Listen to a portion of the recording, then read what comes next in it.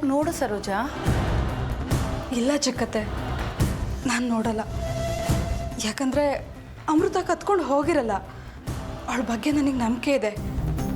ನೀನು ನೋಡಲಿಲ್ಲ ಅಂದರೆ ನಾನು ನೋಡ್ತೀನಿ. ಕೀ ಕೊಡು. ಅಲ್ಲೇ ಇದೆ.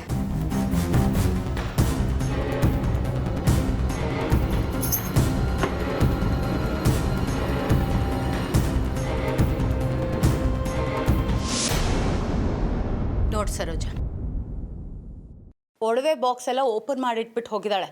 ಇದರಲ್ಲಿ ಇದ್ದು ಒಡವೆಗಳನ್ನೆಲ್ಲ ದೋಚ್ಕೊಂಡು ಹೋಗಿದ್ದಾಳೆ.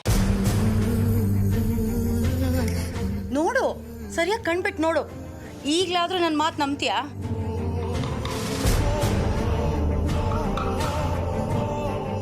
ನೀನು ಇಟ್ಟಿದ್ದೆಲ್ಲ ಸರಿಯಾಗಿದೆ, ಚೆಕ್ ಮಾಡು.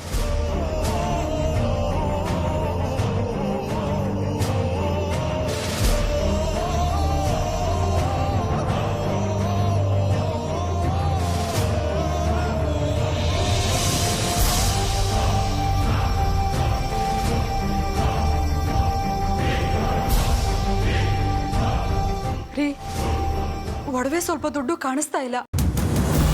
ಸ್ವಲ್ಪ ಹೊತ್ತಿನ ಮುಂಚೆ ಇತ್ತು, ಆದರೆ ಈಗಲಿಲ್ಲ. ಏನು ಹೇಳ್ತಿದ್ಯಾ ಸರೋಜಾ? ಸರಿಯಾಗಿ ನೋಡಿದ್ಯಾ? ನೋಡ್ದೆ ರೀ, ಕಾಣ್ತಾ ಇಲ್ಲ. ಬನ್ನಿ, ನೀವೇ ನೋಡಿ ಬನ್ನಿ.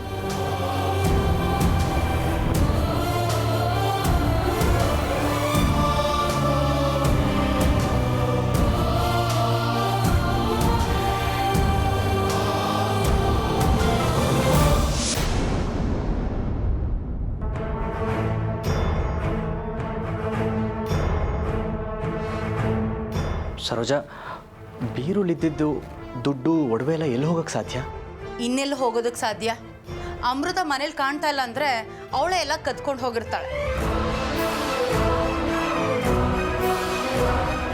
ಅಲ್ಲ, ಅಂಗೈ ಹುಣ್ಣಿಗೆ ಕನ್ನಡಿ ಬೇರೆ ಬೇಕಾ? ಅಮೃತನ ಎಲ್ಲ ಹೊತ್ಕೊಂಡು ಹೋಗಿರೋದಕ್ಕೆ ಸಾಕ್ಷಿ ಬೇರೆ ಬೇಕಾ ನಿಮಗೆ? ಹೌದು ಅತ್ತಿಗೆ, ರಾಜಿ ಹೇಳ್ತಿರೋದು ಸರಿಯಾಗೇ ಇದೆ.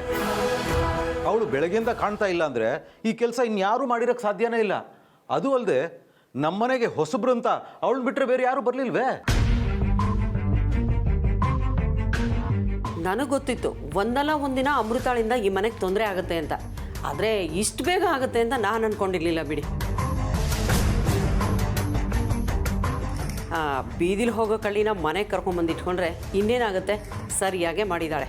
ಅಷ್ಟೇ ಅಲ್ಲ ಅತ್ತಿಗೆ, ಈ ಅಮೃತಾಗೆ ವಿಕ್ರಮ್ ಸರೋಜಾ ಇಬ್ರು ಮಗಳು ಅಂತ ಈ ಮನೇಲಿ ಜಾಗ ಕೊಟ್ಟಿದ್ದಾರಲ್ಲ, ಅದಕ್ಕೆ ನಿಯತ್ತು ಇಲ್ಲದೆ ಈ ಮನೇನ ಗುಡಿಸಿ ಗುಂಡಾಂತರ ಮಾಡಿ ಹೋಗಿದ್ದಾಳಲ್ಲ, ಇವ್ರು ಹೊಸ ದತ್ತು ಪುತ್ರಿ. ಚಿಕ್ಕಪ್ಪ, ಅಮೃತ ಬಗ್ಗೆ ಹಾಗೆಲ್ಲ ಮಾತಾಡಬೇಡಿ ನೀವು. ಅಮೃತ ಏನು ಅಂತ ನನಗೂ ಸರೋಜಂಗೂ ಚೆನ್ನಾಗಿ ಗೊತ್ತಿದೆ. ಶಾಸ್ತ್ರಿಗಳ ಮನೇಲಿ ಬೆಳೆದಿರೋಳವಳು, ಒಳ್ಳೆ ಸಂಸ್ಕಾರ ಇರೋಳು. ಅವಳು ಹೀಗೆಲ್ಲ ಮಾಡೋದಕ್ಕೆ ಸಾಧ್ಯ ಇಲ್ಲ. ಹಾಗಾದರೆ ನಿಮ್ಮ ಬೀರೂನಲ್ಲಿರೋ ದುಡ್ಡು ಒಡವೆ ಎಲ್ಲ ಎಲ್ಲಿಗೆ ಹೋಗೋದಕ್ಕೆ ಸಾಧ್ಯ? ಮಾತಾಡಿ, ಒಡವೆ ದುಡ್ಡು ಎಲ್ಲಿ ಹೋಯ್ತು ಅಂತ ಹೇಳಿ.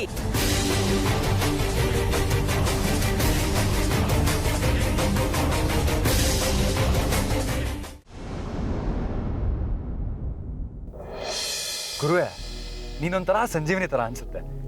ನಿನ್ನ ಜೊತೆಲಿದ್ರೆ ಏನೋ ಒಂಥರ ಖುಷಿ. ನನ್ಗೆ ಯಾಕೋ ಅಮೃತ ಅವ್ರು ಇಲ್ಲೇ ಎಲ್ಲೋ ಹತ್ರದಲ್ಲಿದ್ದಾರೆ ಅಂತ ಫೀಲ್ ಆಗ್ತಾ ಇದೆ. ಅಮೃತ ಅವರು ತುಂಬ ಒಳ್ಳೆಯವರು. ಲೈಫ್ ಲಾಂಗ್ ಅವ್ರು ನನ್ನ ಜೊತೆ ಇರಬೇಕು. ಅವ್ರನ್ನ ಯಾವ ಕ್ಷಣದಲ್ಲಿ ನೋಡಿದ್ನೋ ಆವತ್ತೇ ಡಿಸೈಡ್ ಮಾಡಿಬಿಟ್ಟೆ ನನ್ನ ಲೈಫ್ ಪಾರ್ಟ್ನರ್ ಅವರೇ ಅಂತ. Is my angel. ದೇವತೆ ಅವರು. ನನಗೋಸ್ಕರನೇ ದೇವಲೋಕದಿಂದಲೋ ಅಥವಾ ನಾಗಲೋಕದಿಂದಲೋ ಇಳಿದು ಬಂದ ಅಪ್ಸರೆ ಅವರು.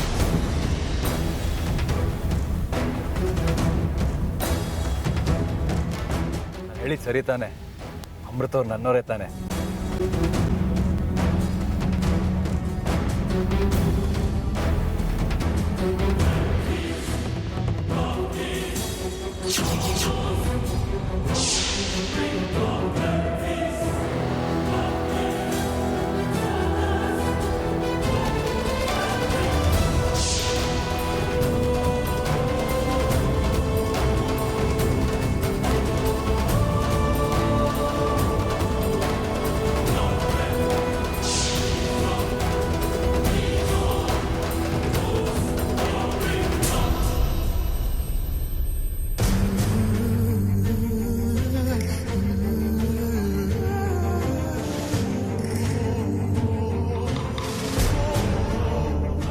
ರೀ ಅಮೃತ ಅವರೇ ಏನ್ರಿ ಆಯ್ತು?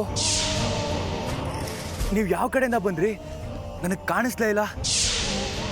ಛೇ, ಎಂಥ ಕೆಲಸ ಆಗೋಯ್ತು. ಅಮೃತ ಅವರೇ ಕಣ್ಬಿಡ್ರಿ ರೀ.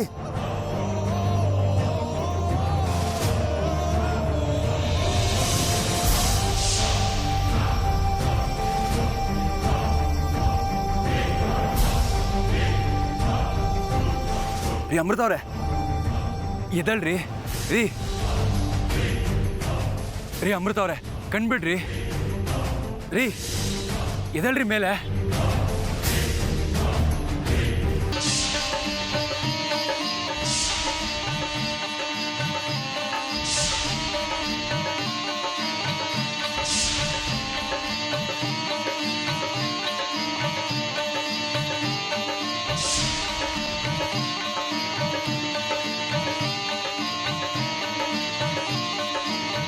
ಬಾಬಾ ಏನಿದು? ಯಾಕೆ ಹೀಗಾಗ್ತಿದೆ? ಪುಂಗಿಯಿಂದ ಹೊರಟು ನಿಮ್ಮ ಶಕ್ತಿ ಎಲ್ಲ ವಾಪಸ್ ನಮ್ಮ ಕಡೆನೇ ಬರ್ತಾ ಇದೆ. ಯಾಕೆ ಹೀಗಾಗ್ತಿದೆ ಬಾಬಾ?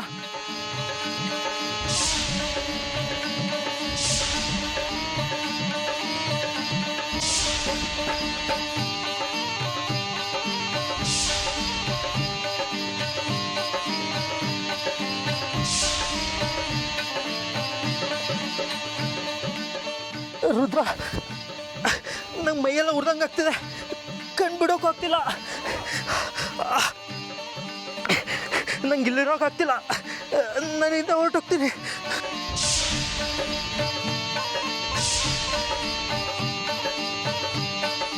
ಬಾಬಾ ಏನಾದರೂ ಮಾಡಿ ಬಾಬಾ.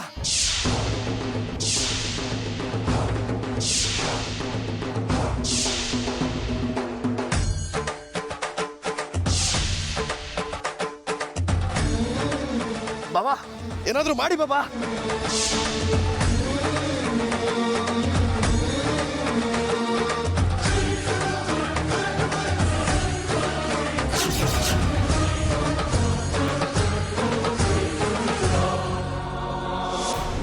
ಅಲ್ಲ ಅತ್ತೆ, ಶಾಸ್ತ್ರಿಗಳು ಹೇಳಿದಾಗೆ ಅರ್ಜುನ್ನ ತಡೆಯೋದಕ್ಕಾಗತ್ತಾ? ಅವನ ತಡೆಯೋದು ಒಂದೇ, ಗಾಳಿನ ಬರಿಗೈಲಿ ಹಿಡಿಯೋದು ಒಂದೇ. ನೀನು ಹೇಳೋದು ಸರಿನೇ. ಅದಕ್ಕೆ ಏನಾದರೂ ಒಂದು ವ್ಯವಸ್ಥೆ ಮಾಡಲೇಬೇಕು. ಇಲ್ಲದೇ ಇದ್ರೆ ಅರ್ಜುನ ಉಳಿಸ್ಕೊಳ್ಳೋದು ಕಷ್ಟ ಆಗ್ಬಿಡುತ್ತೆ ನಮಗೆ. ಏನು ಮಾಡ್ತೀರಾ? ಅವನೇನಾದರೂ ಹೊರಗೋಗ್ಬೇಕು ಅಂದರೆ ಅವನ ಜೊತೆ ಯಾರನ್ನಾದ್ರೂ ಕಳಿಸ್ಕೊಡ್ಲೇಬೇಕು.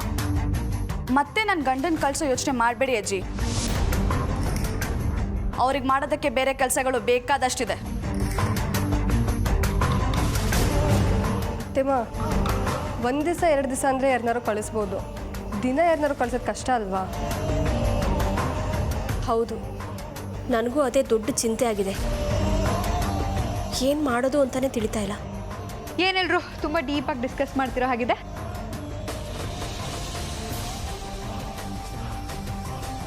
ಶಾಸ್ತ್ರಿಗಳು ನನ್ನ ಅರ್ಜುನ್ ಜಾತಕ ನೋಡಿ ಹೊಂದತ್ತೆ ಅಂತ ಹೇಳಿದ್ದಾರೆ ತಾನೆ. ಮದುವೆ ಇನ್ನೊಂದು ವಾರದಲ್ಲ, ಒಂದು ತಿಂಗಳಲ್ಲ.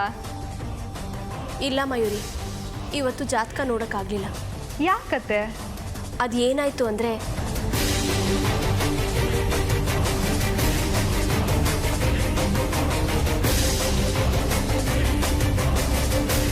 ನಿಮ್ಮಿಬ್ಬರು ಜಾತಕ ನೋಡಿ 21 ಗುಣಗಳು ಹೊಂದಾಣಿಕೆ ಆದರೆ ಮಾತ್ರ ಮದುವೆ. ನೀವು ಒಡವೆನ ಎಲ್ಲಿಟ್ಟಿದ್ದೀರೋ ಅಲ್ಲೇ ಇದೆ. ಯಾಕೆ ಚಿಕ್ಕತ್ತೆ ಹಾಗೆ ಹೇಳ್ತೀರಾ? ನೀನು ಅರ್ಜುನ್ನ ಮದುವೆ ಆಗಬೇಕಂದ್ರೆ ಹೇಮಕ್ಕನ ಅಜ್ಜಿನ ಫಸ್ಟ್ ನಿನ್ನ ಕಡೆ ಮಾಡ್ಕೋಬೇಕು. ಕಾಫಿ ಕುಡ್ದಿದ್ದಾಯ್ತಾ? ಹಾಂ ಸರ್, ಆಯಿತು. ಹಾಗಾದರೆ ನೀವೇನು ಹೊರಡ್ಬೋದು. ಇನ್ನೂ ನಾನು ನಿಮ್ಮನ್ನು ನಂಬ್ಕೊಂಡಿದ್ರೆ ಆ ನಾಗಿಣಿಯಿಂದ ನಾನು ಸಾಯೋದಂತೂ ಗ್ಯಾರಂಟಿ. ರುದ್ರ!